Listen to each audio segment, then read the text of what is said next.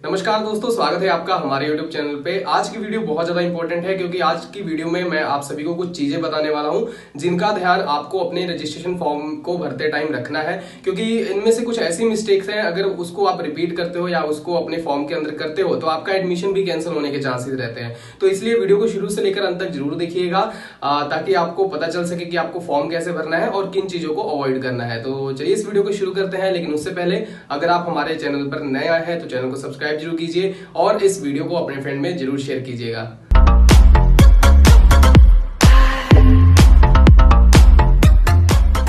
तो दोस्तों, सबसे पहले मैं आप सभी को बता दूं कि जिस दिन को आपका रजिस्ट्रेशन फॉर्म रिलीज होगा उस दिन आपको अपना रजिस्ट्रेशन फॉर्म नहीं भरना है। काफी बच्चे क्या होता है कि एक्साइटमेंट में फॉर्म फिल कर देते हैं और उनको प्रॉपर नॉलेज नहीं होती है कि रजिस्ट्रेशन फॉर्म के अंदर किन किन चीजों का खासतौर पर ध्यान रखना है, और वो बहुत सारी मिस्टेक क्रिएट कर देते हैं या बहुत सारी मिस्टेक अपनी डिटेल्स में डाल देते हैं। तो इस चीज के बचने के लिए आप कोशिश कीजिए कि 4-5 दिन रुककर या एक हफ्ता रुककर अपना फॉर्म जो है वो फिल करें, क्योंकि आप लोगों के पास 1 महीने का टाइम है और 1 महीने के अंदर अंदर जब मर्जी आप अपना फॉर्म फिल कर सकते हो। तो इसलिए 2 अगस्त को जरूरी नहीं है कि आप अपना फॉर्म फिल कीजिएगा।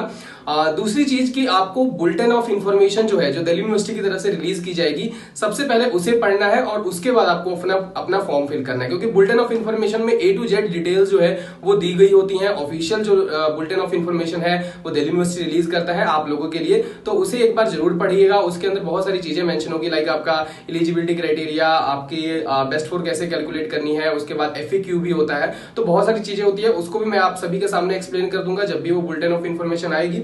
और उसके बाद जो है आपको जब रजिस्ट्रेशन करना है तो आपको हमेशा अपना पर्सनल ईमेल आईडी यूज करनी है जो एक्टिव हो। एक्टिव ईमेल आईडी इसलिए बोल रहा हूं क्योंकि आपका ये जो रजिस्ट्रेशन होगा उसके बाद OTP आना है और आगे अपना एडमिशन के लिए अप्लाई करोगे तो इसी ईमेल आईडी से करोगे, और यही जो है इसी पे हमेशा OTP आएगा, या फिर यही ईमेल अकाउंट को जो है आपको 3 साल चलाना है। तो इसलिए आपको हमेशा जो एक्टिव अकाउंट है वो यूज करना है। काफी बच्चे क्या होता है कि कैफे वाले का ईमेल अकाउंट यूज कर लिया या फिर अपने पेरेंट्स का ईमेल अकाउंट यूज कर लिया, जो बाद में वो भूल जाते हैं। तो ये सब चीजें से बचने के लिए आपको अपना ईमेल अकाउंट जो है वो यूज करना है। उसके बाद आपको जो है अपनी पर्सनल डिटेल जैसे कि नाम हो गया, डेट ऑफ बर्थ हो गया, वो आपका जो है 10th की मार्कशीट के अकॉर्डिंग होना चाहिए, और इन डिटेल्स को आपको ध्यान से फिल करना है। जो भी बच्चे इन डिटेल्स को ध्यान से फिल नहीं करते हैं उनको बाद में अगर करेक्शन की ऑप्शन आती है फॉर्म में तो भी वो उन डिटेल्स को चेंज नहीं कर पाते हैं। तो इसलिए आप लोग जो है अपनी पर्सनल डिटेल्स को ध्यान से भरिएगा।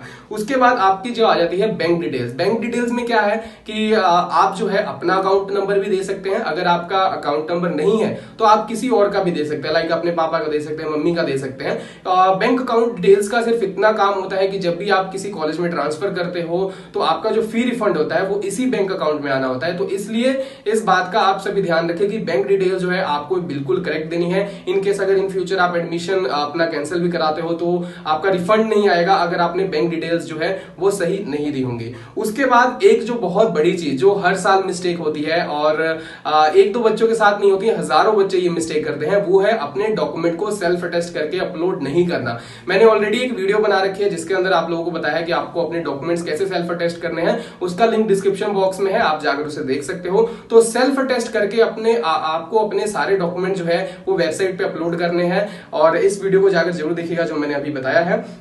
उसके बाद अपडेटेड डॉक्यूमेंट्स जो है आपके पास होना चाहिए। जो बच्चे जैसे कास्ट सर्टिफिकेट होता है SC ST और EWS और OBC, तो SC ST का तो पुराना सर्टिफिकेट भी चल जाता है, लेकिन EWS और OBC के जो बच्चे होते हैं उनको 31 मार्च के बाद का जो सर्टिफिकेट है वो होना चाहिए उनके पास। इन केस मान लीजिए आपके पास पुराना सर्टिफिकेट है तो रजिस्ट्रेशन के लिए आप उसके द्वारा अप्लाई कर सकते हो, लेकिन at the time of admission जो है आपके पास जो है आपका जो ओरिजिनल सर्टिफिकेट है वो आपके पास होना चाहिए, उसी के थ्रू आप अप्लाई कर पाओगे। तो वैसे तो कोशिश कीजिएगा कि आप ओरिजिनल सर्टिफिकेट अभी अगर आप अप्लाई करते हो तो इस मंथ के एंड तक आपको मिल जाएगा और फिर ही आप अपना फॉर्म भरिएगा।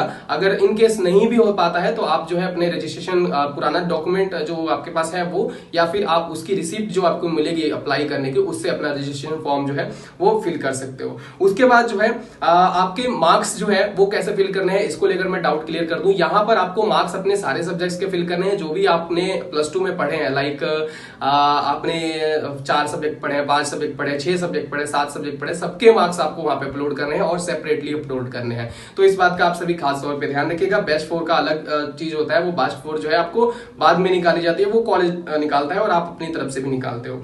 उसके बाद जो है एक चीज जो है आप सभी को मैं कहना चाहता हूँ, वैसे तो ये ऑप्शन ड्यू की तरफ से ऑटोमेटिक कर दी गई थी पिछले साल की तरफ से, लेकिन इस साल पता नहीं है कि क्या ऑप्शन आएगी। तो उसके अंदर आपको क्या करना है कि अपने सारे जितने भी कोर्स है दिल्ली यूनिवर्सिटी के अंदर सबके लिए अप्लाई कर देना है, ताकि मान लीजिए कई बार क्या होता है कि आपका बीए ऑनर्स लेना था लेकिन उसमें एडमिशन नहीं हो रहा है, तो आप सोच रहे हो बीए प्रोग्राम का ले लो, अगर आपने वो कोर्स सिलेक्ट नहीं किया है तो आपका एडमिशन उस कोर्स में नहीं होता है। लेकिन वैसे तो ये ऑटोमेटिक हो चुका है, अब ये ऑप्शन डिलीट कर दी गई है। अगर ये ऑप्शन आती है तो आप लोग जो है सारे कोर्स को सिलेक्ट कर लेना। उसके बाद जो पेमेंट है, लास्ट स्टेज जो है पेमेंट का आपका, कि पेमेंट कैसे करनी है, तो देखिए पेमेंट आप कोशिश कीजिएगा कि कैफे से जाकर मत कीजिए, आप खुद से पेमेंट कीजिएगा, क्योंकि काफी बार क्या होता है कि कैफे वाले जो होते हैं वो आपकी पेमेंट को होल्ड पे रख देते हैं। और ये मेरा कहना नहीं है, ये दिल्ली यूनिवर्सिटी के जो एडमिशन चेयरपर्सन है राजीव गुप्ता सर, उन्होंने सुजेस्ट किया स्टूडेंट्स को कि आप प्लीज जो है अपने आप से पेमेंट करें, किसी कैफे के थ्रू ना करें। तो ये सारी जो चीजें हैं, इन चीजों का आप लोगों को एडमिशन फॉर्म फिल करते टाइम खासतौर पर ध्यान रखना है।